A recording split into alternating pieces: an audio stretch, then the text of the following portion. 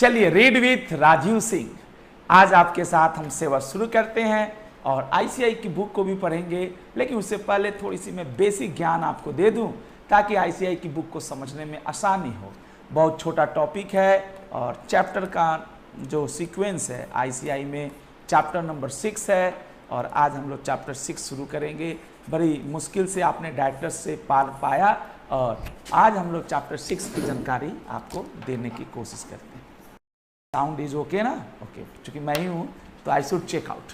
हाँ जी, sound is breaking sir. Okay, sound breaking. अरे ऐसी बात हो गई पानी ग्रही भाई, अब कैसा है? बताओ अब आवाज कैसी आ रही है, फटाफट बताओ। साउंड इज नॉट, साउंड कैसा है जल्दी बताओ। आज लाइव रहिएगा बेटा, आज आप लाइव रहिएगा प्लीज। अभी लाइव हमने एक तरह से बंद ही कर रखा है, ये सिर्फ हम अपने ऐप के लिए रिकॉर्ड करते हैं, तो प्लीज़ लेकिन आप लाइव रहिएगा ताकि आप अपनी जवाब दे सकें। अब कैसा आवाज़ है फटाफट बताइए। हाँ, ऐसा बताइए तो अब तो ठीक आ रही होगी, शाहरुख खान वाली है ना। जब तक है जान, बोलो बोलो, आवाज़ तो ठीक आ रही है जानी। अब कैसी आवाज़ आ रही है? ठीक आ रही है ना? बलवंत राय के, अब देखो तो आवाज़ ठीक आ रही होगी। अब चलिए, prevention of operation and mismanagement. Okay sir जी, धन्यवाद। तो अमित भाई कैसी तैयारी चल रही है आपकी? और आप तो उड़ीसा से हैं और कल तो आप जगन्नाथ पुरी में आपके राज्य में है ना त्यौहार मनाया गया होगा, लेकिन उतने हर्षोल्लास से नहीं जितना कभी हुआ करता होगा। चलिए दोस्तों, समय है सर जी, समय अच्छे बुरे दोनों आएंगे और हमें आगे बढ़ते रहना है। Prevention of operation and mismanagement, prevention of operation and mismanagement, ये हमारे पास टॉपिक है चैप्टर नंबर 6 में। और सेक्शंस यूज, जैसा कि मैं हर बार लिखता हूं, सेक्शंस यूज्ड जैसा मैं हर बार लिखता हूं, कौन कौन से सेक्शन यूज होंगे तो यहां पे लिखिए। Chapter 16 of companies act, companies act 2013, covering, छोटा सेक्शन, टिप्स पे याद करा दूं 241 to 246, deals about various provisions of operations and mismanagement,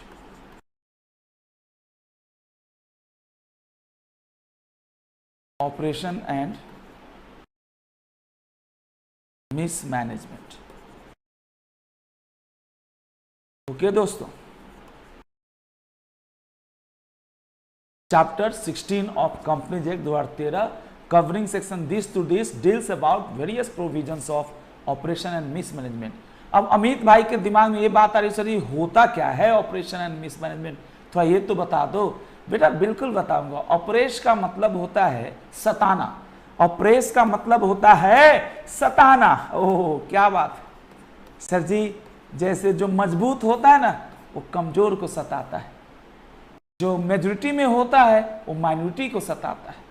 sir जी बुरा मत मानिए कि हम अंग्रेज हमारे यहाँ घूमने आते हैं, जस्ट एक एग्जाम्पल, मुझे ऐसे एग्जाम्पल नहीं देने चाहिए, लेकिन आपके दिल में उतरने की एक बेवजह चाहत है, उसको मैं पूरा करने के लिए बता रहा था। अंग्रेज हमारे देश में आए, गोरा गोरा होता होगा वो, हम भारतीय उसको दे, हे अंग्रेज जा रहा है, रे अंग्रेज जा रहा है, मार, है ना, या कुछ कमेंट करते हैं, ए अंग्रेज इधर आना, तेरे बाप दादा को हमने यहाँ से खदेड़ा था, lot of things. Sir this is also called ऑपरेश।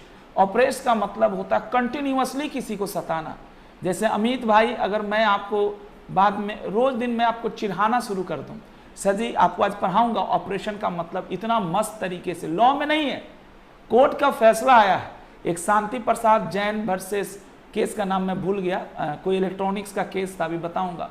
Operation का मतलब, जैसे मैंने एक बार आपको चिढ़ा दिया या आपने अमित भाई आपने मेरे बारे में एक बार कुछ गलत बोल दिया पब्लिक डोमेन पे, तो सर ये ऑपरेशन नहीं है। ऑपरेशन कंटिन्यूअस होता है, कंटिन्यूअस। और ऑपरेशन के बारे में कहा जाता है एक्चुअल होना चाहिए। और मिस मैनेजमेंट का मतलब होता है कि आप कंपनी को सही ढंग से नहीं चला रहे हैं, कंपनी को लॉस पहुंचा रहे हैं, तो वो मिस मैनेजमेंट है। ये मैनेजमेंट से रिलेटेड है और ये कह लीजिए ऑपरेशन न शेयर होल्डर के इंडिविजुअल राइट से रिलेटेड है।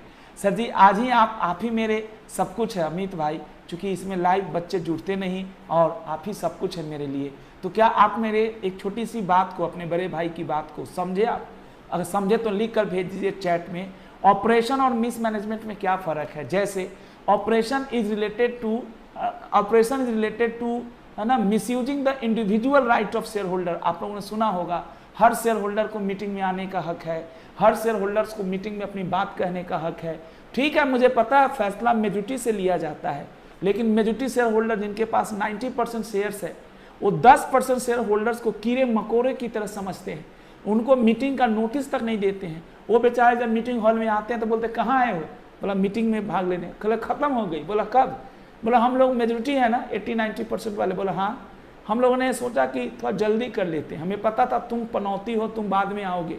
सर जी अगर आप यस बेटा यस अमित पानीग्राही बहुत बहुत धन्यवाद। आज प्लीज़ जाइएगा, नहीं तो मैं घेर के मारूंगा। आज तुम्हें आज रहना है तुमको 9:45 तक, 9:45 तो आज ख़त्म करना है। स्लो हो जाता हूँ मेरी स्पीड, अकेले पढ़ा के मेरी जो आदत नहीं थी ना। अभी ये टॉपर्स वाले कहते हैं अभी आपको ऐप के लिए रिकॉर्ड करना है, इस चक्कर में इस तरह की प्रॉब्लम आ गई। ओके जाना मत प्लीज़, है ना। और जहाँ दिक्कत हो हैंड रेज करना। और जहाँ पे हाँ समझ में आ गया। ऑपरेशन मीन्स अत्याचार देखा ही हम लोग समाज में रहते हैं, जो ठाकुर होते हैं, चौधरी होते हैं, वो बेचारे गरीब लोगों पे अत्याचार करते हैं, है ना। अंग्रेज लोग कभी हमारे पे अत्याचार किए थे सर जी, लेकिन हम ठाकुर चौधरी गरीब लोग और अंग्रेज की बात ना करें सर जी। हमें अपना डिस्कशन कंपनी लॉ के दायरे में रख के रहना है। तो यहाँ पे अत्याचार करता है मेजोरिटी शेयर होल्डर्स। किस पे अत्याचार करता है? माइनॉरिटी शेयर होल्डर्स पे। जानते हो मेजोरिटी वाला क्या करता है? मेमोरेंडम आर्टिकल को चेंज कर लेता है। एक कंपनी के मेजोरिटी शेयर होल्डर्स ने आर्टिकल को चेंज कर दिया। आप तो इंटर में पढ़े होंगे, आर्टिकल को चेंज करने के लिए स्पेशल रेजोल्यूशन चाहिए। एक मेजोरिटी शेयर होल्डर ने क्या किया, मतलब group of majority share holder जिनके पास 95% शेयर था, उन्होंने आर्टिकल में चेंज करके ये नया प्रोविजन डाल दिया कि जिसके पास भी 95% शेयर्स होगा वो कम वाले शेयर होल्डर का शेयर खरीद लेगा, जिनके पास कम शेयर्स होगा उनका वो शेयर खरीद लेगा। तो दोस्तों बाद में माइनॉरिटी वाले का शेयर उसने जबरदस्ती खरीद लिया। जानते हैं सर जी एक अथॉरिटी है NCLT, आहा, जिसका कोई नहीं होता, उसका भगवान होता है, गॉड होता है, वाहे गुरु होता है, अल्लाह होता है, जो भी आप मानते हैं। सर जी मैं गॉड को मानता हूँ, है ना। तो जिसको भी आप मानते हैं, तो अभी क्या होता है कि जो माइनॉरिटी शेयर होल्डर है वो चला गया रिक्वेस्ट करने कोर्ट में, नहीं NCLT में, और बोला सर जी इस आर्टिकल में जो घटिया प्रोविजन डाला गया है, जिसे मेरा अधिकार छीनने की असफल कोशिश की गई है, उसको ख़त्म कीजिए। इवन मेरे से जो शेयर्स खरीदा इन घटिया लोगों ने, इसको ट्रांसफ़र कीजिए। तो सर ये चैप्टर बहुत ही मज़ेदार है। मुझे लगता है अगर आप सब लोग लाइव होते तो आज माहौल ही बन जाता और ये चैप्टर अभी का भी धाएँ करके ख़त्म हो जाता। लेकिन चलिए, अच्छा दुर्भाग्य मुझे लग रहा है इसमें रूल्स नहीं दिख रहा है मेरे को। ये तो बहुत अच्छी बात है, दुर्भाग्य है तो सौभाग्य है, इसमें रूल दिख ही नहीं रहा मेरे को। इसका मतलब रूल नहीं है क्या भाई? खाली सेक्शन ही है इसमें रूल दिख ही नहीं। रूल तो होना चाहिए NCLT में, हम कैसे जाएं, है ना। सर जी रूल तो नहीं दिख रहा है मेरे पास, है ना। रूल नहीं दिखा मेरा बच्चा। आपका बुक मैंने ख़त्म कर लिया लेकिन रूल नहीं दिखा। Okay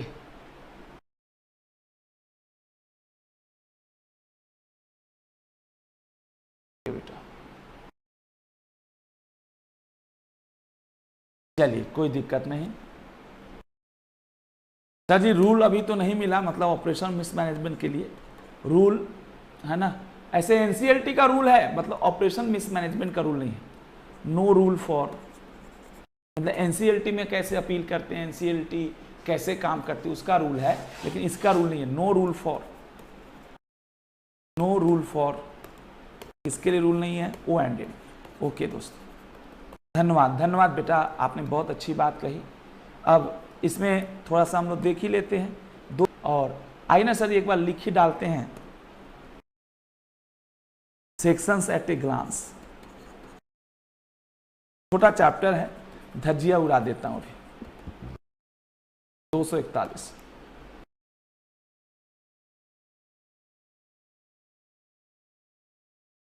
section 241। 241 आखिर है क्या? Application to tribunal for relief, application to tribunal for relief in cases of operation etcetera. अच्छा, operation and mismanagement. Second 242 242 powers of tribunal. Tribunal operation mismanagement को खत्म करने के लिए क्या करेगी? अरे हवन थोड़े करेगी, मेजोरिटी को औकात पे लाएगी, कंपनी के आर्टिकल में जो अननेसेसरी चेंज हुआ है उसको रीस्टोर कर देगी। बोला नहीं हुआ, ये चेंज वैलिड नहीं है। बोला क्यों वैलिड नहीं है? कंपनी लॉ के अनुसार के। बोला तू मेरे से जबान लड़ाता है, ट्रिब्यूनल हूं मैं, कंपनी लॉ की ऐसी तैसी। मतलब ऐसे नहीं कहेगा, लेकिन वो कहेगा मैं अथॉरिटी हूं, तू मेरी बात समझता नहीं है। तेरे खिलाफ कंप्लेंट आई है, मेजोरिटी और कंपनी तुम्हारे खिलाफ कंप्लेंट आई है 241 में, और हम 242 में तेरे को ऑर्डर दे रहे हैं, है ना, कि ये जो ट्रांसफर का खेला खेले हो इसको बंद करो। बहुत मस्त चैप्टर है, एटीट्यूड ले आइए, डरने वाली नहीं। सर 2-3 क्लास मेरा एटीट्यूड थोड़ा लो हो गया था, उसके लिए मुझे माफ कीजिएगा। Powers of tribunal. तीसरा 243 पावर्स ऑफ ट्रिब्यूनल के बाद कंसिक्वेंसेज ऑफ टर्मिनेशन और modification of certain agreement. Consequences of termination और मॉडिफिकेशन ऑफ सर्टेन एग्रीमेंट्स। ये छोटा सा पॉइंट है। Fourth right to apply. ओ मतलब कौन अप्लाई कर सकता है? 200 मतलब अगर ये जो 241 में जो आपके साथ घटियापन व्यवहार हो रहा है वो कौन अप्लाई कर सकता है? क्या बात है। तो सर जी हम लोग 241 के बाद 244 पढ़ेंगे। अमित भाई, रोनित पाठक, अरे तू भी जुड़ गया रोनित भाई। Okay, right to apply under section 241। Right to apply under section 241। क्या भाई रोनित भाई? लास्ट है क्लास सेक्शन 245, क्लास एक्शन। और छठा है application of certain provisions of application of certain provisions to proceedings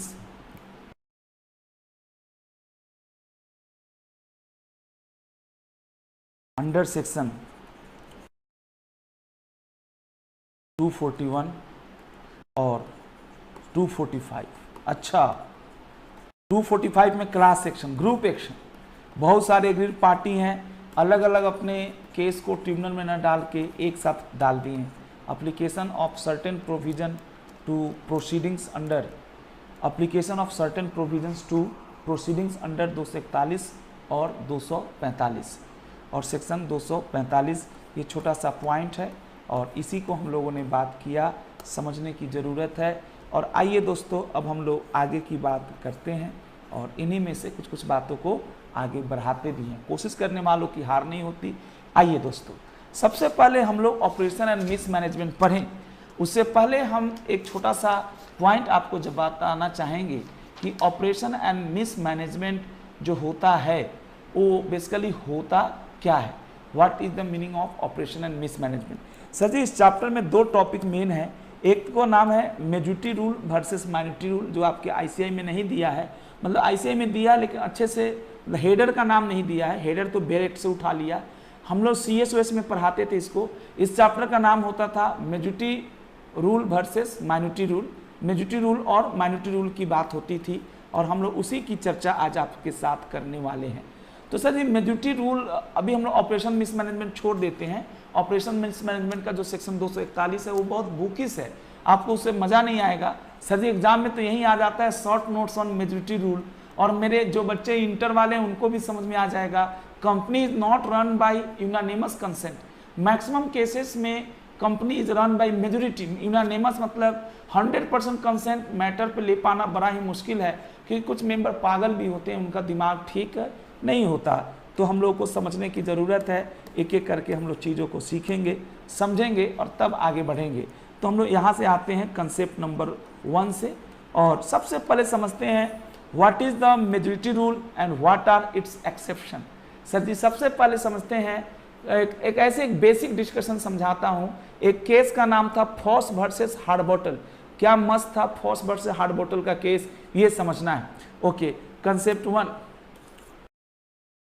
सबसे पहले लिखते हैं मेजॉरिटी रूल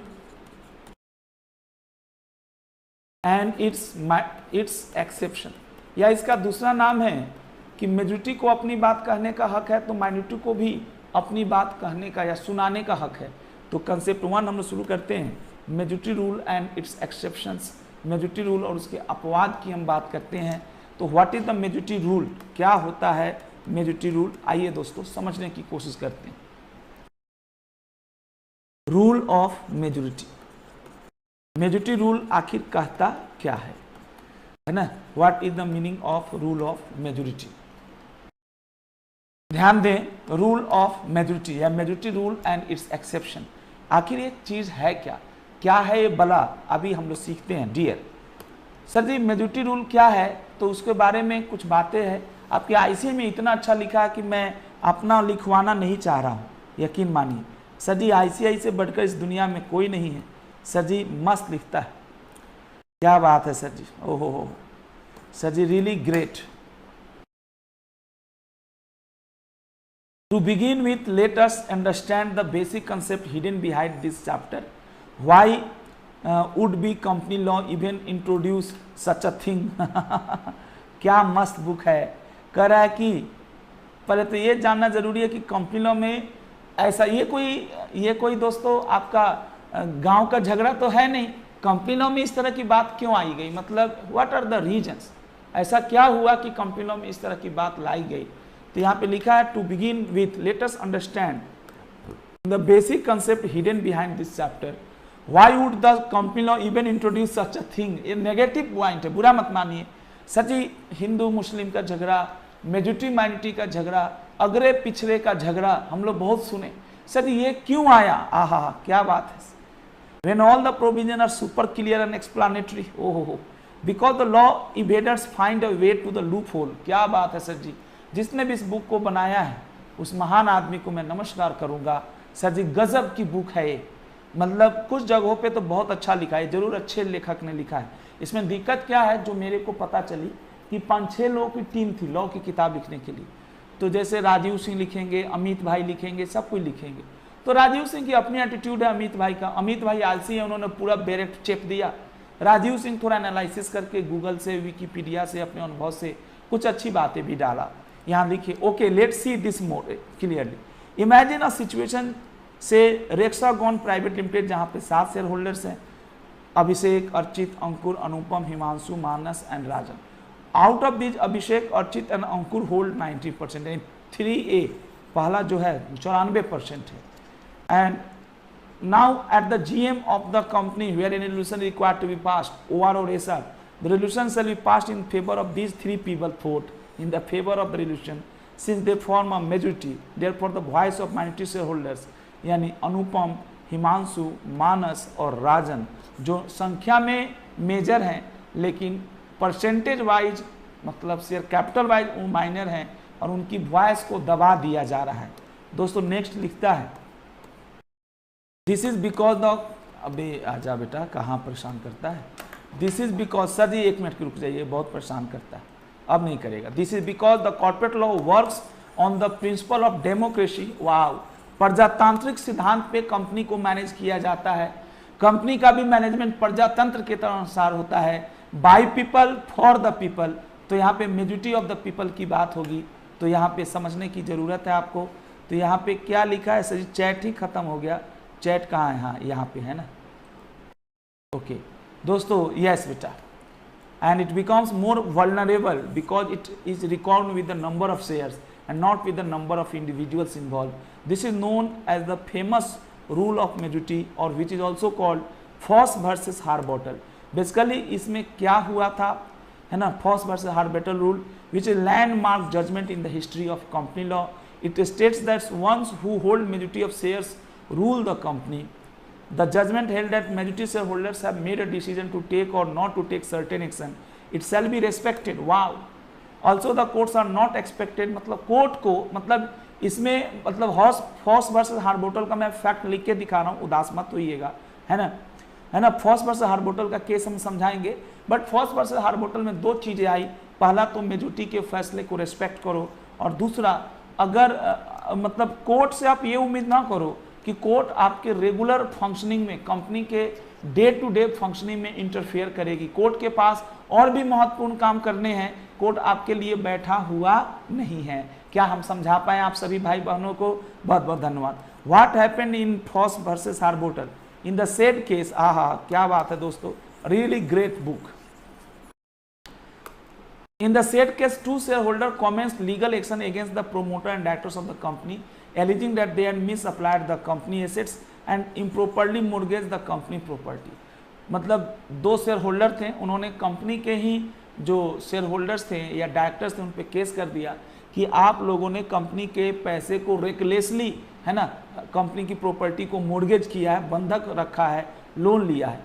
कोर्ट ने रिजेक्ट कर दिया दोनों शेयर होल्डर्स के प्ली मतलब दलील को, प्ली मतलब दलील को, आर्गुमेंट को, and held that breach of duty by directors of company was a wrong done to the company for which it, कह रहा है कि अगर कंपनी के साथ गलती हुई है तो एग्रीड पार्टी शेयर होल्डर न होकर कंपनी है, और कंपनी भी अपने डायरेक्टर्स के ऊपर केस कर सकती है। तो तुम दोनों चौधरी मत बनो, है ना, तुम दोनों शेयर होल्डर्स, है ना। In other words the proper plaintiff, मतलब जो उचित दुखी आत्मा है ना, अगर आपकी बात सही भी है, दोनों शेयर होल्डर्स ने शिकायत किया कि, है ना, वो दोनों शेयर होल्डर्स खुद अपने पर्सनल नेम में कंपनी के डायरेक्टर्स और प्रोमोटर पे केस कर दिया कि उन्होंने प्रॉपर्टी का मिसयूज किया है।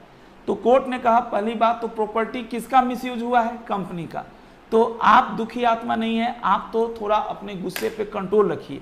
कंपनी खुद अपने डायरेक्टर्स के ऊपर केस करेगी, ये फैसला कंपनी खुद लेगी, उसके लिए आगे देखते हैं। In other words proper plaintiff in the case was company and not the two individual. Thus the Foss versus Harbottle derives two major rules of principle of company law. First, a company is a legal entity separate from its shareholders, है ना, wow. Second, the court will not interfere with the internal management of the company acting within the powers, है ना दोस्तों। Therefore, where an ordinary majority of members can ratify that, the court will not interfere. लेकिन इसके चार exceptions हैं। Court बेटा 4 cases में interfere कर सकता है, कोर्ट 4 केसेस में इंटरफेयर कर सकता है। अब ये देखिए ना, ऑपरेशन का फोटो बनाया, कितना अच्छा आपका बुक है ना। ये देख रहे हैं, ये जियान है, मैं हूं जियान, ये जियान है, और ये है नोबिता। देख रहे हैं जियान गुस्से में नोबिता को लात से मार रहा है। This is called operation. कितना अच्छा बुक है, इससे अच्छा बुक तो दुनिया में हो नहीं सकता। वाह। खैर सर जी, लेकिन पहले हम लोग आते हैं कि इस केस में हुआ क्या और कैसे। तो आपको एक माहौल मैंने बनाने की कोशिश की, है ना। बहुत दिनों के बाद आज हंसते हंसते आप पढ़ रहे हैं। ओके दोस्तों, अल्ट्रा वायर्स और इलीगल एक्ट। सर जी, मेजोरिटी चाहे तो भी, मेजोरिटी शेयर होल्डर चाहे तो भी कंपनी द्वारा किए गए अल्ट्रा वायर्स या इलीगल एक्ट्स को लीगल नहीं बना सकता है। Transaction requiring special majority. Sir जी, जनरल मेजोरिटी का मतलब हुआ, एसआर का मतलब क्या हुआ? मेजोरिटी का मतलब क्या होता है? चलो छोड़ो, बताओ। मेजोरिटी मतलब आधे से ज़्यादा, लेकिन अगर किसी मैटर पे एसआर चाहिए तो आधे से ज़्यादा नहीं चाहिए ना, इसमें तो 75% वोट चाहिए। तो ये स्पेशल मेजोरिटी है। आप कह रहे हैं ना कि मेजोरिटी की बात मानी जाएगी। अब मान लीजिए किसी कंपनी में 2 ग्रुप हैं, एक ग्रुप के पास, ग्रुप ए के पास 60% शेयर्स है, ग्रुप बी के पास 40% शेयर्स है। कोई मैटर एसआर से पास करना है तो ये ग्रुप ए कह रहा है हम लोग के पास तो 60 है ना, हम लोग जो चाहें वो कर सकते। कैसे कर सकते हो? नहीं कर सकते। पर्सनल राइट्स आप समझ ही गए। पर्सनल राइट्स का मतलब हुआ जो मौलिक अधिकार, व्यक्तिगत अधिकार को आप मतलब किसी मेंबर्स के इंडिविजुअल राइट्स के साथ छेड़खानी बर्दाश्त नहीं होगी। इवन मेजॉरिटी शेयर होल्डर्स भी एक माइनॉरिटी शेयर होल्डर्स को कहते हैं कि तुम्हें अपना शेयर मुझे ही बेचना होगा, ये गलत है ना। Last, the fraud on the minority, है ना, एक्सेप्शन, मतलब ये थोड़ा गलत लिखा है। फ्रॉड ऑन माइनॉरिटी का मतलब आप माइनॉरिटी शेयर होल्डर्स के साथ फ्रॉड कर रहे हैं, तो इसको मैं डिटेल में बताऊंगा, है ना। The chapter focuses on last exception as mentioned above, यानी जो फ्रॉड ऑन माइनॉरिटी वाले पे फोकस करता है, ये 3 आपका नहीं फोकस करता, ये 3 जो है नहीं फोकस करता। माइनॉरिटी के साथ गलत ना हो, और उसी के लिए चैप्टर कितना मस्त लिखा है, आ हा सर जी, मज़ा आ गया सर जी। यही था शांति प्रसाद जैन का केस जो मैंने आपको बताने की कोशिश की थी, वर्सेस कलिंगा ट्यूब्स। गजब का बुक है, गजब का मेहनत आपको करना है, और आपका आईसीआई को मैं सलाम करता हूँ इतनी अच्छी बुक बनाने के लिए। आपको सर जी जीवन आपका बदल जाएगा, यकीन मानिए। आइए हम और सलाम तो इसकी तारीफ बहुत कर दी है, अब आ जाइए हम लोग कुछ फटाफट ख़त्म करते हैं। रूल ऑफ मेजॉरिटी बहुत आसान है। Rule of majority, prevention of operation and mismanagement में हम लोग बात करते हैं, और अच्छा टॉपिक है। थोड़ा मैं ही कमज़ोर पड़ गया था, नहीं तो सर बहुत मज़ा आता आपको पढ़ाई में। और रूल ऑफ मेजॉरिटी, सबसे पहले तो क्या है?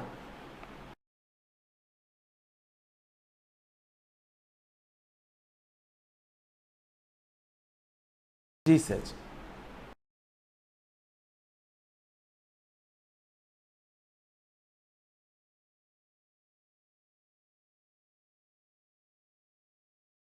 Rule of majority as per company law, ठीक है बेटा, as per company law every member, हर member has equal rights, every member has equal rights with other members,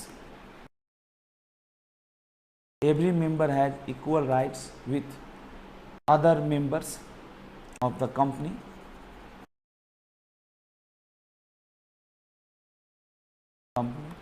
in the same class। पूरी बात को लिखिएगा। Rule of majority as per company law every member has equal rights with other members of the company in the same class। आगे लिखिए, the members of the same class, the members of the same class will have same rights, will have same rights if there are differences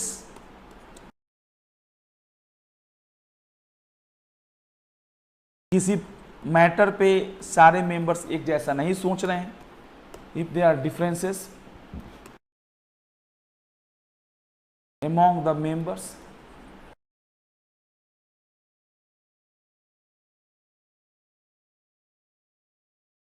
the subject matter is decided by the disputed subject matter, the subject matter is decided by, कैसे decide होगा? Decided by a vote of majority, vote of majority. Okay बेटा,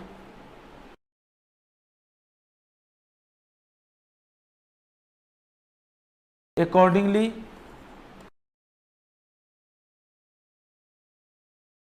the majority members are, जो भी majority members हैं, ठीक है बेटा जी, ये बेसिक चीज है। Majority members are in a beneficial position,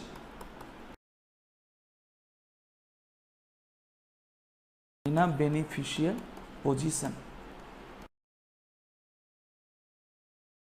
the majority, accordingly the majority members are in a beneficial position to run the company, run the company as per their choice, as per their choice, and thus the minority shareholders many time oppressed and thus minority shareholders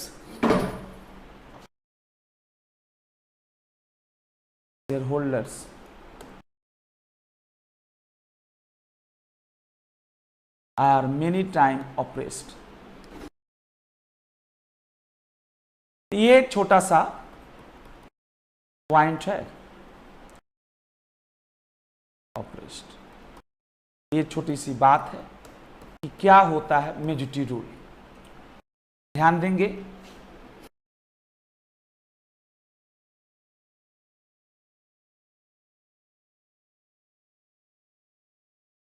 okay, अब लिखिए यहां पे source of majority.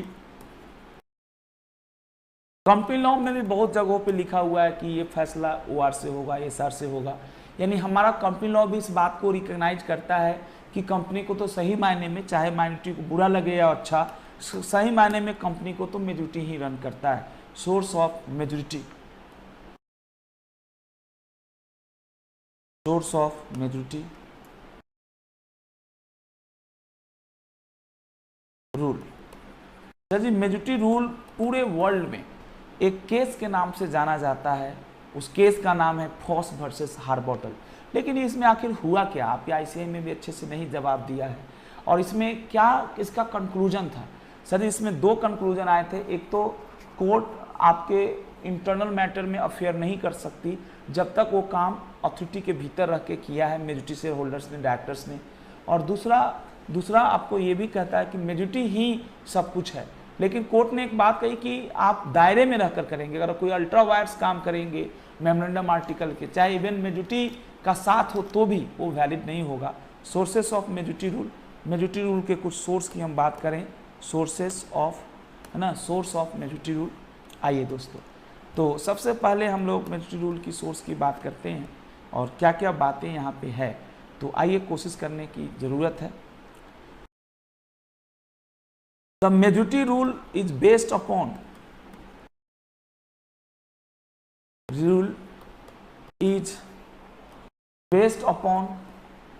the case of, हाँ भाई जल्दी बोलो Amit. The majority rule is based upon the case of Foss versus Harbottle।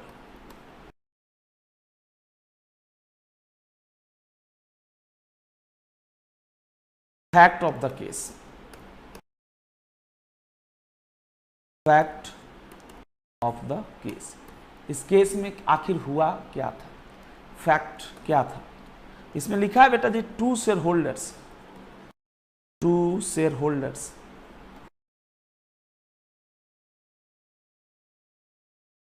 FOSS and Turton. आहा, अच्छा अब समझ में आ रहा है जी। File a case, two shareholder Foss and Turton file a case on behalf of themselves and all others, यानी कंपनी में और भी लोग होंगे, themselves and all other shareholders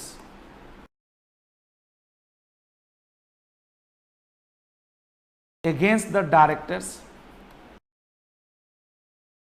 basically Foss का और टर्टन का ये मानना था कि डायरेक्टर्स लोगों ने अपने पावर का मिसयूज करके कंपनी के महंगे प्रॉपर्टी को कम लोन के अगेंस्ट मोर्गेज किया है या गलत टर्म्स पे मोर्गेज किया है। कोर्ट ने कहा भैया तो इसमें लॉस किसका हो रहा है, तेरा तो हो नहीं रहा, ये ऑपरेशन नहीं है ना, तेरे साथ कुछ गलत नहीं हो रहा। हाँ ये मिसमैनेजमेंट हो सकता है, सर मिसमैनेजमेंट नहीं पढ़ाया, ये अनरेशनल डिसीजन हो सकता है, बट इसमें एक्चुअल सफरर तू नहीं है मेरे बच्चा, फॉस सॉरी तुम नहीं हो, एक्चुअल सफरर कोई और है। Two shareholders, Foss and Turton, filed a case on behalf of themselves and all other shareholders against the all other shareholders, ठीक है जी, against the directors against the directors in respect of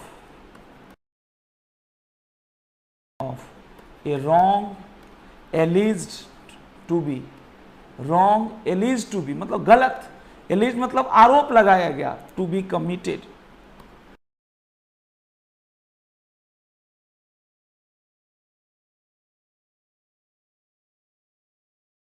in respect of wrong alleged to be committed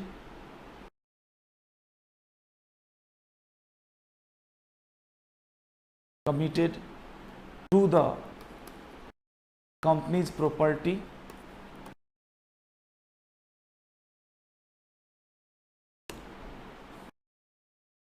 which is lost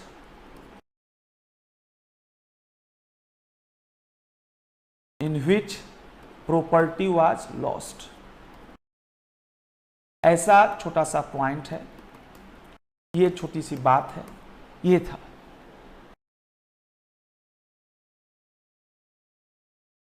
आगे लिखिए, Foss and Turton Foss and Turton claimed that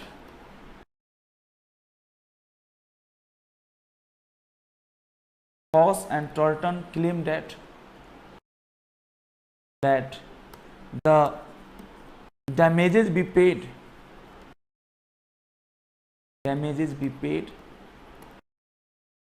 Foss and Turton claimed that the damages be paid by the defendants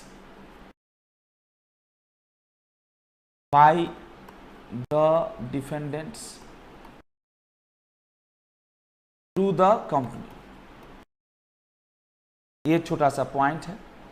अब उन्होंने कहा कि company को loss हुआ है, company की प्रॉपर्टी के साथ इन लोगों ने खिलवाड़ किया है और कंपनी को लॉस हुआ है, तो ये डैमेज पे करें।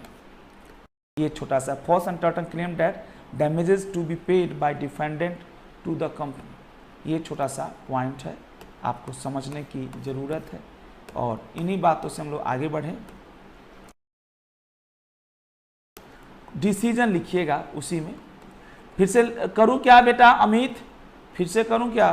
FOSS and Turton claim that damages to be paid by defendant to the company. उन्होंने ये कहा ना कि कंपनी को लॉस हुआ है तो damages to be paid by the defendant to the company, है ना बेटा, ये लिखा इन्होंने। आगे देखिए, डिसीजन, कोर्ट का क्या फैसला आया, कोर्ट का क्या फैसला आया। It was held by the court that decision, court ने दो चीजें समझाई कि तुम लोग तो खुद ही कह रहे हो कि कंपनी को कंपनसेशन मिलना चाहिए, मतलब तुम्हारा लॉस नहीं है, कंपनी का लॉस है, तुम भी इस बात को मानते हो। साथ ही कंपनी की प्रॉपर्टी है ना, यू कांट क्लेम कि ये ज्वाइंट प्रॉपर्टी है, सेपरेट पर्सनालिटी है। इतना तो फॉस को भी नॉलेज था। It was held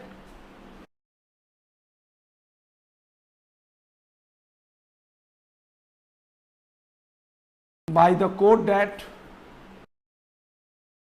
yes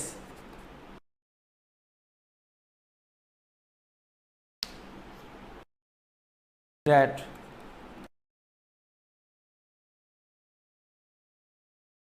the action could not be brought, समझ रहे हैं बेटा, action could not be brought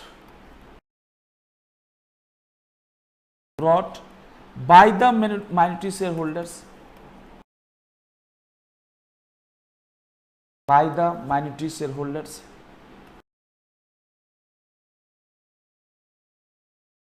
held by the court that action could not be brought by the minority shareholders even though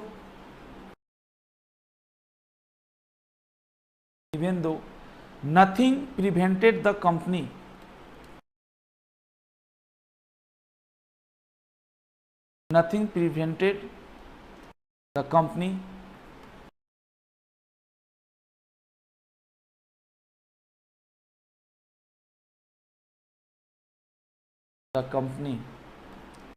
to file a case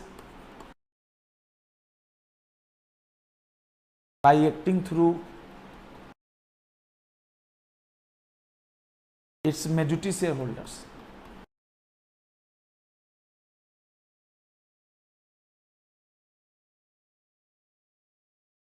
action मतलब company के minority share holders case नहीं कर सकते directors पे on behalf of company. Company है ना, company अपने खुद ही अगर कंपनी को बुरा लगता है तो केस कर सकती है। और दूसरा इन्होंने कहा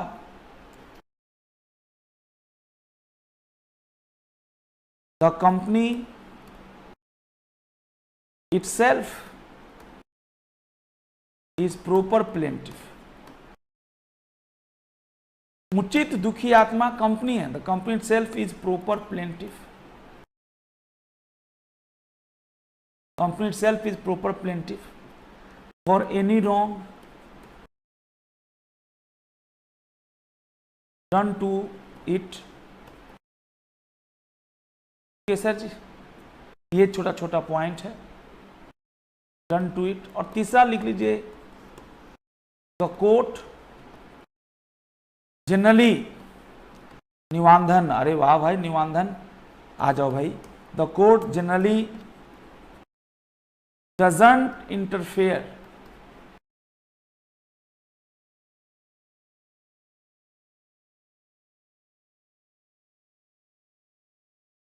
the court generally doesn't interfere in the court generally doesn't interfere in the court बेटा जनरली इंटरफेयर नहीं करेगा, doesn't interfere in the court generally doesn't interfere in the किसमें, in the internal management of the company. Great बेटा। तो कुल मिलाकर बात यही हुई कि फॉस वर्सेस हार्बोटल में फॉस और टर्टन नाम के दो बड़े सुपर एक्टिव शेयर होल्डर थे और उनका ये आरोप था कि कंपनी के डायरेक्टर्स ने, वकील ने कंपनी की प्रॉपर्टी को मोर्गेज किया और गलत तरीके से मोर्गेज किया है, जरूरत नहीं है मोर्गेज करने का, ऐसा उन्होंने आरोप लगाया होगा कंपनी के ऊपर। और उन्होंने ये कहा कि वो प्रॉपर्टी भी लॉस्ट हो गई, खत्म हो गई, मतलब जब्त हुई, अब कैसे खत्म हुई तो नहीं बता पाया मैं आपको, बट लॉस हो रही है कंपनी को उस मोर्गेज के ट्रांजेक्शन से। अब वो लोग कोर्ट में चले गए, कोर्ट ने कहा ठीक है जी लॉस हो रहा है, लेकिन वो मोर्गेज हुआ है तो उसके लिए फैसला तो लिया गया होगा। बोला हाँ लिया गया था, मेजोरिटी से लिया गया था, वही मेजोरिटी लोग डायरेक्टर हैं कंपनी में और उन्हीं लोगों ने कंपनी को मतलब लॉस पहुंचाया है। तो बोला अच्छा कंपनी को लॉस पहुंचाया, तुम भी इस बात को मानते हो कि लॉस कंपनी को हुई है, तुम्हारे इंडिविजुअल राइट्स को छेड़ा नहीं गया। As a minority share holder आपको वोटिंग राइट्स को हमने परेशान नहीं किया, आपको कंपनी छोड़कर जाने की बात हमने नहीं की, अगर आपको समझा पाया तो। The court generally doesn't interfere in the internal management of the company. तो दोस्तों ये छोटा सा पॉइंट था, डिस्कशन था जो मैंने आपके साथ शेयर किया और इसी बात से हम लोग आगे की बात करें तो और अच्छा लगेगा। अब ये समझना है, ओके सर जी, है ना, इसके क्या क्या फायदे हैं, क्या क्या इसके एक्सेप्शंस हैं। तो अभी आप फायदे तो आपके बुक में दिया नहीं है, तो मैं अब लेके आता हूं एक्सेप्शंस में। Exception to the rule of Foss versus Harbottle. Foss और हार्बोटल के रूल में क्या अपवाद है। Exception to the rule of Foss versus Harbottle. Sir जी जो फैसला आया, जो प्रिंसिपल्स डेवलप हुए फॉस वर्सेस हार्बोटल के, इसके बेटा कुछ एक्सेप्शंस हैं। मतलब कहते हैं ना कि फॉस वर्सेस हार्बोटल में जो प्रिंसिपल आया वो एब्सोल्यूट नेचर का नहीं है, एब्सोल्यूट का नेचर का नहीं, मतलब उसके कुछ एक्सेप्शंस हैं बेटा जी, ध्यान दें। या इसी को हम लोग बोलते हैं protection of minority rights.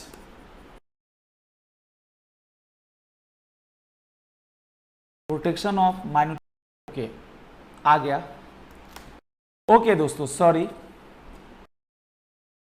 Anil Sharma, अरे भाई गुड मॉर्निंग, गुड मॉर्निंग। तुम्हें भी चैनल का पता चल गया, आ जाया करो, कभी कभी चलता है। ओके शर्मा जी, और बताइए क्या हो रहा है, गदर कब बना रहे हैं आप।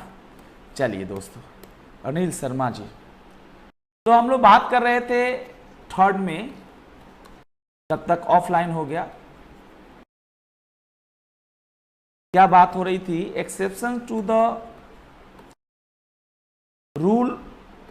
The rule in Foss versus Harbottle. तो शर्मा जी, आपने इसका नाम सुना था क्या, फॉस वर्सेस हार्बोटल का कभी? Exception to the rule in Foss versus Harbottle, इस रूल का कभी आपने, है ना, इस रूल को आपने जरूर कभी सुना होगा, और हम लोग यहीं से शुरू कर लेते हैं। Exception to the rule of Foss versus Harbottle, पहला देखिए, फॉस वर्सेस हार्बोटल का जो रूल है उसके एक्सेप्शन की हम बात करें, बहुत सिंपल है। पहला है बेटा जी, इसको दूसरे शब्दों में पढ़ते हैं प्रोटेक्शन टू माइनॉरिटी भी। यहां पे लिखिए,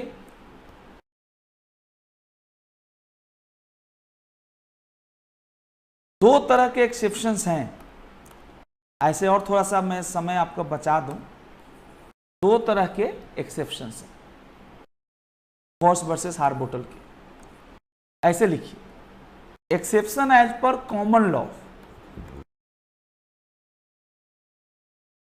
common law means case law, कोई केस लॉ होगा, कोई बेसिक बात होगी। और दूसरा है exception as per provisions of companies act. तो कंपनीज एक्ट 2013 में कुछ प्रोविजंस है ना, सेक्शन 241 से लेकर 245 तक। मेन आपका बुक इस पे फोकस किया है, 241 से 245। लेकिन आइए सर जी, थोड़ा हम समझाने की कोशिश करते हैं आप भाई बहनों को। सर जी, एग्जाम में खूब आता है, उदास मत होइए। या आप चलिए यहीं पे हम निपटा देते हैं। Exception as per common law, पहला लिखिए, अल्ट्रा वायर्स एक्ट। अगर कोई भी काम कंपनी अपने मेमोरेंडम से बाहर जाके करती है ना, कोई भी काम कंपनी अपने मेमोरेंडम से बाहर जाके करती है तो उसको हम लोग अल्ट्रा वायर्स बोलते हैं। अल्ट्रा वायर्स मतलब बियॉन्ड द पावर। और कोई भी काम बियॉन्ड द पावर जाके करती है तो उसमें क्या हो सकता है, इसको सीखिएगा, अल्ट्रा वायर्स एक्ट। तो थोड़ा सा एक बार जानकारी ले लेते हैं सर जी। In case the directors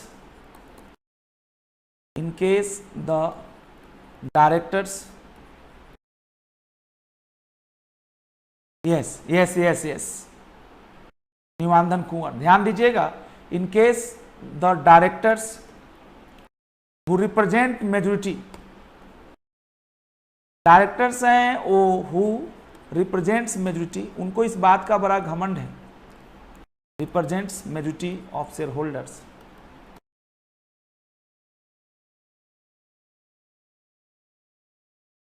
share holder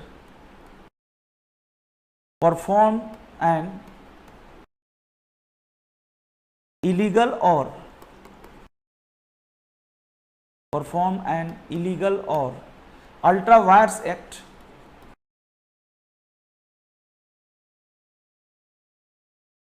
तो थोड़ा सा लिख लेते हैं, फिर उसको समझा देता हूं आपको। In case the directors who represent the majority of shareholder perform an illegal और ultra vires act for the company,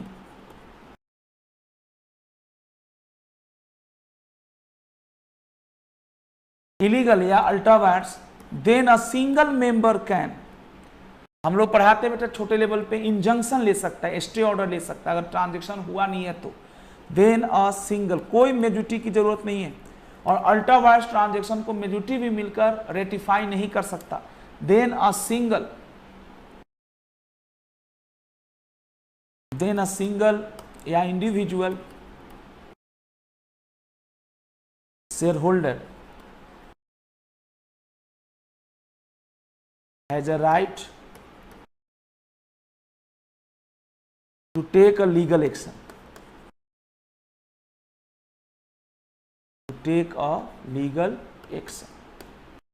ये छोटा सा पॉइंट है ना, take a legal action.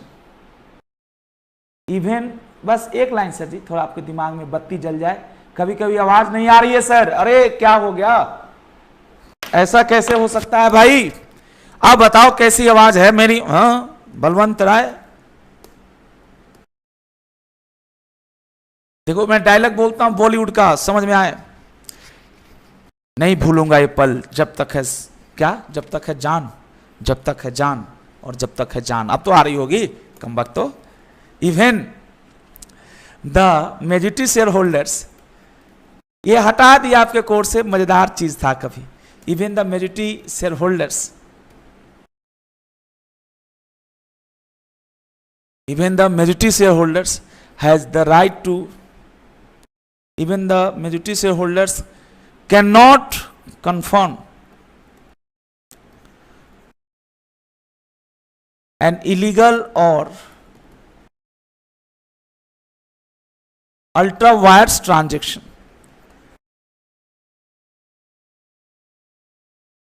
transactions of the company।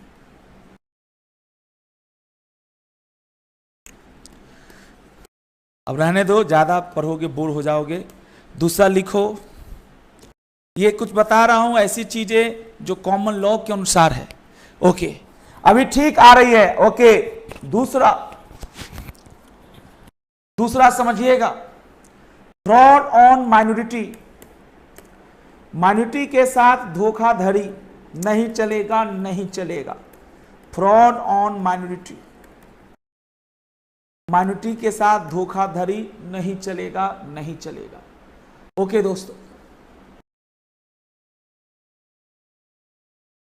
क्या बात है?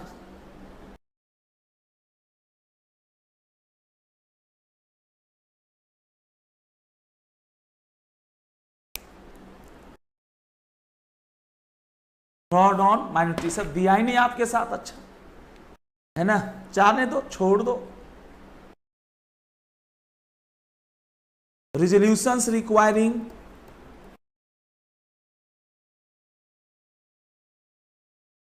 a special majority but passed by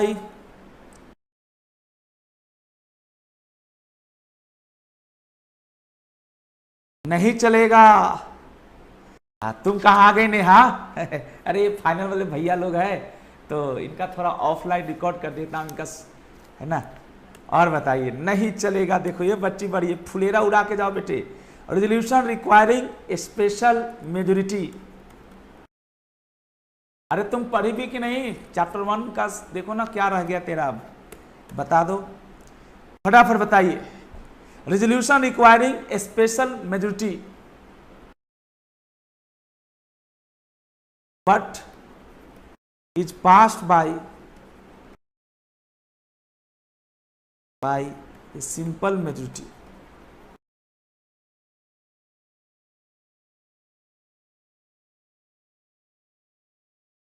मतलब किसी मैटर के लिए स्पेशल रेजोल्यूशन चाहिए थी, लेकिन आपने उसको कैसे पास कर दिया? उसको आपने पास कर दिया, किसके थ्रू पास कर दिया?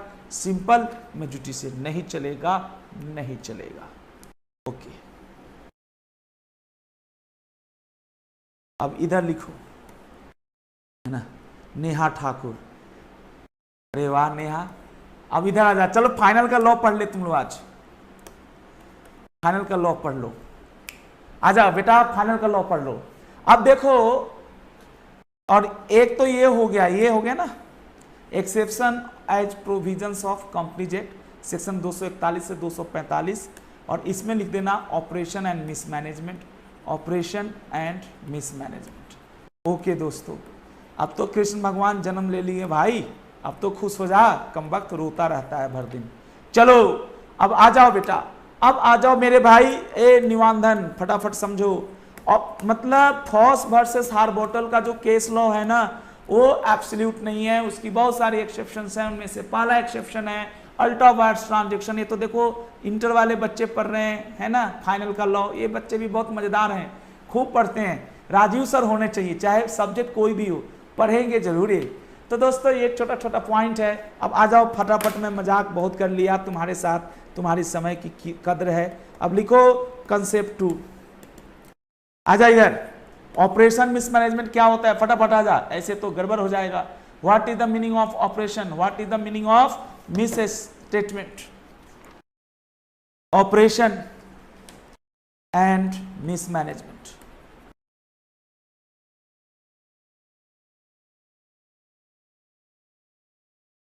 Operation and mismanagement. चलो देखते हैं कौन भाई हमें बताएगा। ऑपरेट का मतलब अन्याय करना, जब मेजॉरिटी बेटा माइनॉरिटी के साथ गलत करता है, जब मेजॉरिटी अपनी बात माइनॉरिटी पे थोपता है, जब मेजॉरिटी अपने पर्सनल फायदे के लिए माइनॉरिटी के साथ पर्सनल नुकसान पहुंचाता है। ये क्या हुआ पर्सनल फायदे पर्सनल नुकसान? सर जी वही बात हो गई ना कि आप मेजर हैं तो इसका मतलब ये नहीं कि आप माइनॉरिटी के साथ कीड़े मकोड़े की जैसा व्यवहार करें। ऑपरेशन एंड मिसमैनेजमेंट, सर जी ध्यान देने की जरूरत है। What is the meaning of operation and what is the meaning of mismanagement? तो सर जी आइए हम लोग समझते हैं।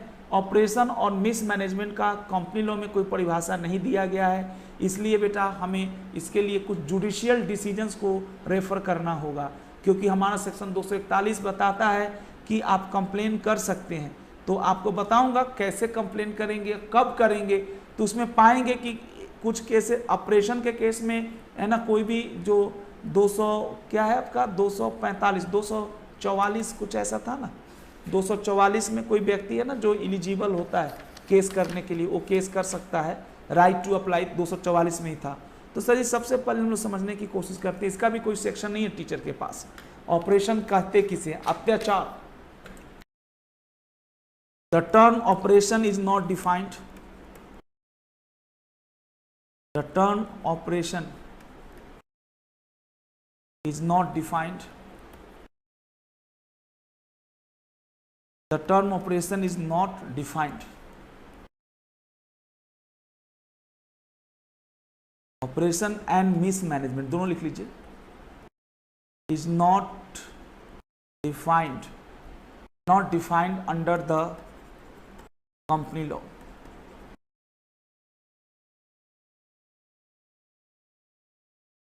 The term operation is not defined under the company law। Company law में ऑपरेशन शब्द की कोई परिभाषा नहीं दी गई है। नेक्स्ट, ऑपरेशन का मतलब क्या होता है? आइए हम लोग सीखते हैं सर जी थोड़ा सा अबाउट ऑपरेशन। ऑपरेशन मीन्स सताना, अत्याचार करना, है ना। कंस जैसे अत्याचार करता था तो उसको खत्म करने के लिए कृष्ण भगवान इस दुनिया में आए। उसी तरह से एक मेजॉरिटी शेयर होल्डर्स माइनॉरिटी के साथ अत्याचार करता है, इसको खत्म करने के लिए एनसीएलटी नाम का कृष्ण भगवान हमारी इस दुनिया में आए हैं। एनसीएलटी के पास हम कंप्लेंट करेंगे 244 की रिक्वायरमेंट को पूरा करके। अबाउट ऑपरेशन, सर लिखिए ऑपरेशन। अभी मिसमैनेजमेंट थोड़ी देर बाद सीखते हैं। Operation involves an element of, operation involves an element of lack of fair dealing, lack of fair dealing. अच्छा, मतलब ऑपरेस का मतलब होता है lack of fair dealing to the members,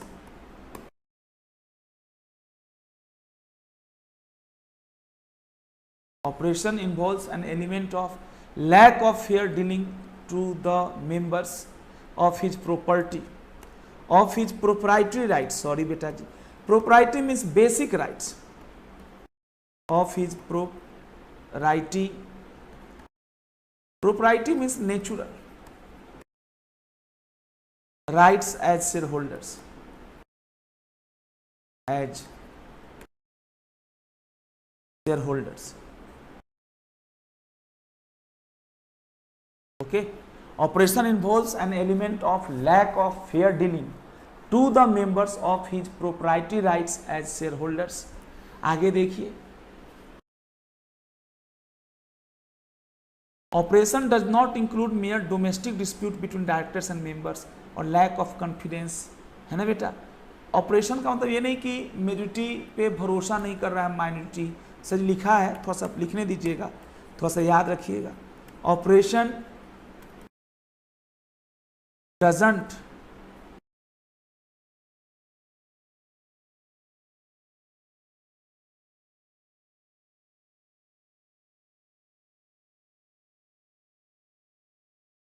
क्या हो गया इसे,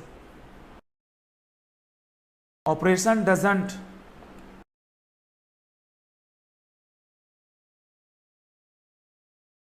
लाइव है ना बेटा, हाँ लाइव ही है। ऑपरेशन डजंट लिखा है बेटा include mayor doesn't include mere domestic disputes,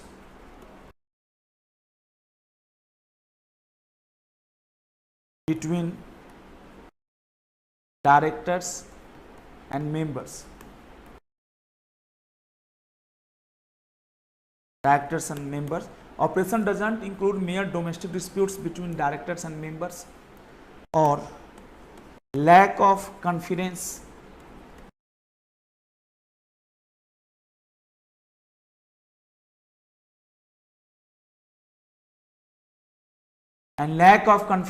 between one set of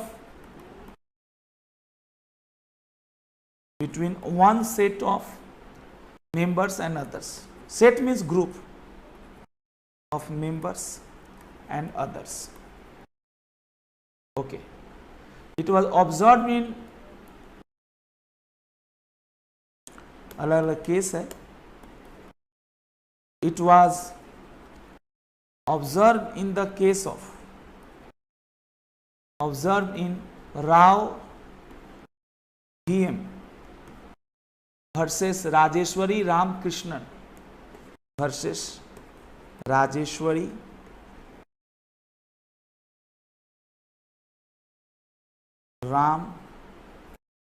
Ramakrishnan.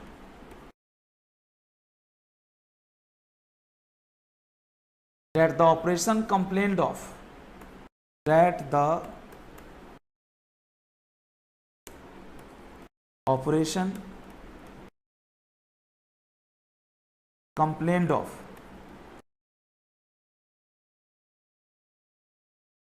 it was observed in Rao VM Rajeshwari Ramakrishnan that operation complained of must affect a person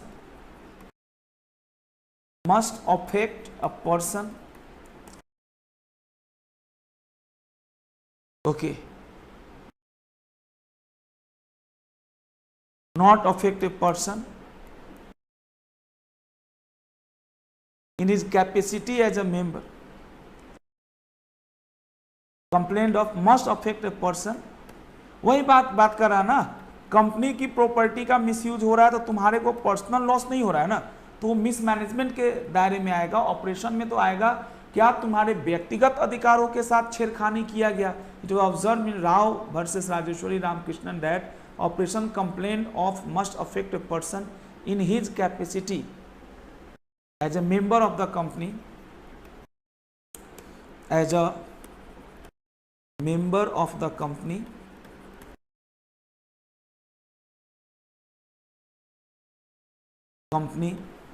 harsh or unfair treatment in other capacity, that is तो इसमें सब कुछ लिख दिया है. Harsh और unfair treatment मतलब कह रहा है कि ऑपरेशन तभी आप क्लेम कर सकते हैं जब एज अ मेंबर आपको परेशान किया गया है. अगर आपको एज ए डायरेक्टर परेशान किया जा रहा है, आपको हटा दिया जाए, जैसे आप डायरेक्टर हैं और मेजॉरिटी शेयर होल्डर्स आपको हटा दिया, आप शेयर होल्डर भी थे और डायरेक्टर्स भी थे, मेजॉरिटी शेयर होल्डर आपको हटा दिया, तो डायरेक्टर के पोस्ट से हटाया ना, एज ए शेयर होल्डर आपको छेड़खानी नहीं कर रहा कोई. हार्श और सॉरी थोड़ा बुकिश लैंग्वेज होती है. हार्श और अदर कैपेसिटी, हार्श और unfair treatment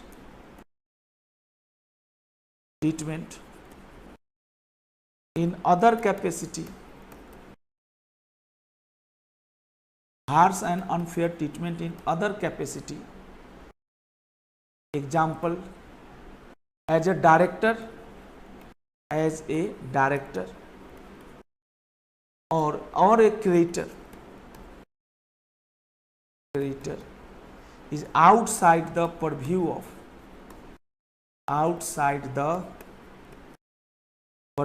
of this chapter. इस चैप्टर के परव्यू से, outside the purview of this chapter, इस चैप्टर के दायरे से बाहर है.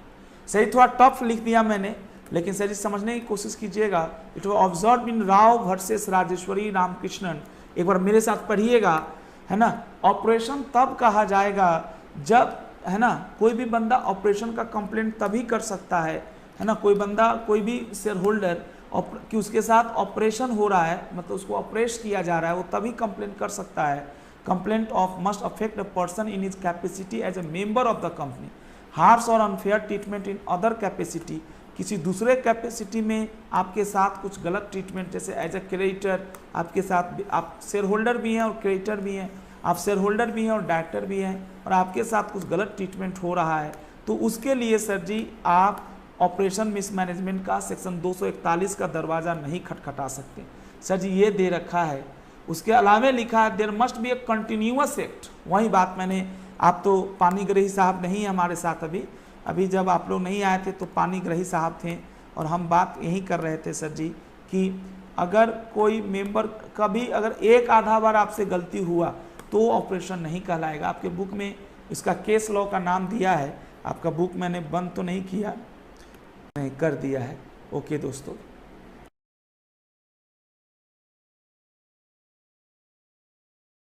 क्या होता है, इसे आ गया था, यस, यहाँ पे एक केस दे रखा है राजेश्वरी, ये यहाँ पे there must be a continuous act constituting operation. इसका केस लॉ का नाम नहीं दिया, ये तो ठीक दिया, ये केस लॉ ठीक दिया। सर जी इसको याद कर लीजिएगा कि ऑपरेशन आप तभी कर सकते हैं जब आपके साथ इंडिविजुअल कैपेसिटी में मैं आपको परेशान कर रहा हूँ, किसी दूसरे कैपेसिटी में अगर मैं आपको परेशान कर रहा हूँ तो वो ऑपरेशन नहीं होता, ऑपरेशन वो नहीं होता। तो ये समझने की ज़रूरत है आपको, एक एक चीज़ क्लियर होती चले तो ज़्यादा अच्छा रहेगा हमारे लिए। और सर जी ऑपरेशन तब होगा जब continuous, there must be a continuous एक constituting operation up to the date of petition. जिस दिन पिटीशन डाला उस दिन भी आपके साथ गलत हो रहा है, the events have to be considered not in isolation but as a part of continuous suffering. The conduct complained of can be said to the operation only when it could say that it is burdensome, harsh and wrongful, involves at least an element of lack of probity and fair dealing. Sir जी है ना, a members to a members in the matter of his proprietary rights as a shareholders। वही मैंने लिखा था proprietary rights as a shareholders। आपका जो operation doesn't include mere domestic disputes but between directors and members or lack of confidence it was observed in etcetera दे रखा है, उसे ऊपर भी लिखवाया था, है ना। Fair dealing, operation involves an element of lack of fair dealing to the members of his propriety, या प्रोप्राइटरी भी लिख सकते हैं, rights as a shareholders. सर जी एक लास्ट पोर्शन में आपको बताना चाहूँगा, ऑपरेशन गजब है। एक तो राजा राजेश्वरी वाला भी केस याद रखिएगा, लेकिन एक शांति प्रसाद जैन का केस बहुत ही इंपॉर्टेंट है, क्या पता आपके बुक में क्यों नहीं दिया है, जबकि उसको देना चाहिए, है ना। शांति प्रसाद जैन का केस बड़ा ही मस्त है, उसमें ये फैसला आया था। उसमें फैसला क्या था सर जी, ये दिया तो था आपके बुक में कहीं पे, कालिंगा ऊपर दिया था। आगे चलिए, कोई बात नहीं सर जी, बहुत अच्छा, समय खराब ना करें जाए। There must be a continuous act, there must be a continuous act constituting operation and mismanagement, constituting operation and mismanagement,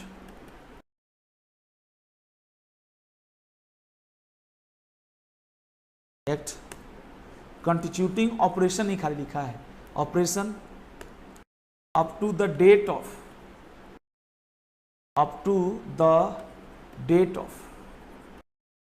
the petition, date of the petition. The events have to be considered not in isolation, मतलब जिन events को आप operation के रूप में complain करना चाह रहे हैं, the event should not be, चलिए दोस्तों अब न से हाँ तो हो गया, the events should not be considered in isolation। okay जी, considered in isolation but as a part of continuous suffering। धन्यवाद दोस्तों। कंटिन्यूअस सफरिंग, सर जी कुछ बातें मेरे को समझ में आई, आपको अगर मैं जाने से पहले वो क्रक्स में बताऊं, ऑपरेशन आप तभी कर सकते हैं जब एज अ मेंबर आपको परेशान किया जा रहा है। इन अदर कैपेसिटी जैसे एज ए डायरेक्टर भी है आप कंपनी में, लेकिन आप जिस ग्रुप के डायरेक्टर्स हैं उनके पास माइनॉरिटी शेयर मतलब कम शेयर्स है, आप जैसे तैसे अपॉइंट हो गए थे, उस समय मेजोरिटी ने भी आपका साथ दिया था, अब मेजोरिटी आपको लात मार के हटाना चाहता है तो वहाँ पे अलग चीज़ हो सकती है। तो यहाँ पे समझने की ज़रूरत है और इसी चीज़ से हम लोग आगे समझते हैं। यहाँ पे एक लाइन लिखा है बहुत ही मस्त है।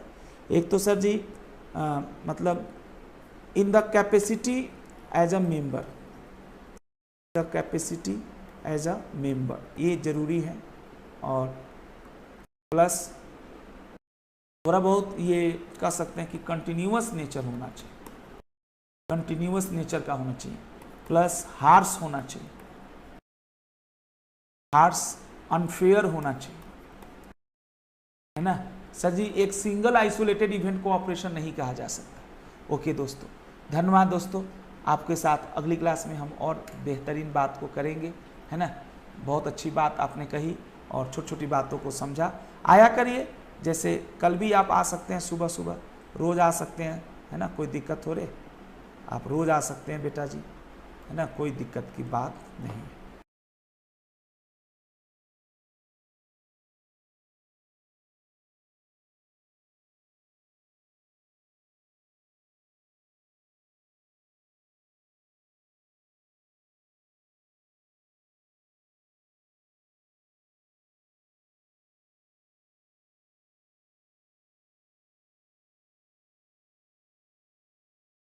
एक मिनट बेटा जी।